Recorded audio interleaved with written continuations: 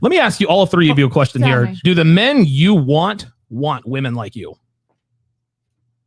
Yes. It's a hit or miss.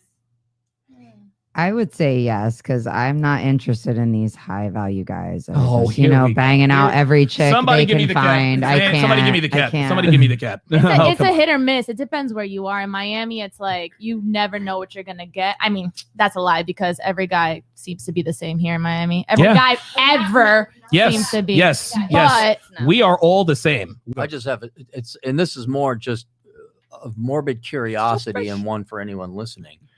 Do you girls believe you, as well as women in general, even though maybe you can't speak for all of them, have an obligation to remain svelte and physically attractive for the guy you inevitably commit to? Yes. Yes. You do. 100%. As well as the guy would have he can't get fat either under that. It's a two-way thing. Right. 100%. Okay. You can't get too fat. It's also for us. Like, I like looking in the mirror. Like, come on. But you're not so delusional. Okay, you would not say No, big is beautiful. You're not going to fall. I have been chubby before, and guys still dated me. But again, I never get it twisted just like that she my says, life guys is look like a ham different. sandwich. So that my life is different because I'm cute.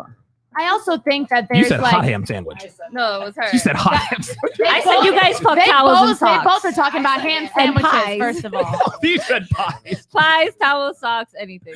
Wow. So let's clear the air here just for a second. So usually when you ask this question, it's like, what is it that you bring to the table beyond your cooter? Right. Okay. So beyond your sexuality, it's the Patrice O'Neill used to have that bit where he would say, if you lost your vagina tomorrow, what would you do to keep your man, to keep a man? Right. And so he asks the audience. you still have your It has mouth. to do with your throat. Okay, so that's exactly what the ladies in the audience said, right? And they said, "Oh, I give up the ass. I gotta give him a good blowjob, blah blah blah blah." Right? Oh, and she's not ready to give up the ass. Well, what Patrice O'Neill said was, he says, "You just reduced yourself to a series of holes." Yeah.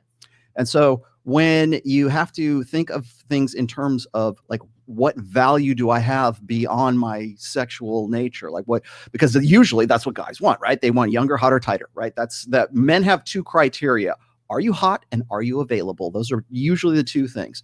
Now, beyond that, when we're talking about like attraction versus like, say, arousal, like what do you look for in a guy who's like, you just want to have sex with him on like a one night stand? We all know the answer to that. Because when you ask, and I told Rich or Fresh this last night with other girls that were on here, I said, whenever you're asking that question, girls are going to tell you first of all, what sounds right. And also what is going to be, what's their ideal for something in the long term, as opposed to, I'm at the club, this guy was, I was drunk, he was hot, and one thing led to another, right? It's a foam cannon party, right? So that's the first part right there. And so when notice what every one of your answers was I got my own business, I take care of my own shit, I do my own stuff, I own my own house. And pretty much every answer that you've given that has become something like value added beyond your physical has been something that I would think of in terms of a male perspective, right?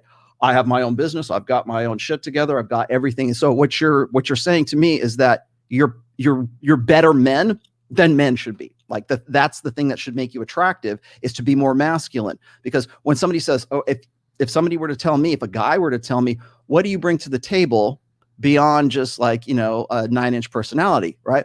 Well, they're going to say the same thing. Pretty much. They're going to say, I've got my own car, all the 436. Yeah, I got all that. Checklists and everything like that.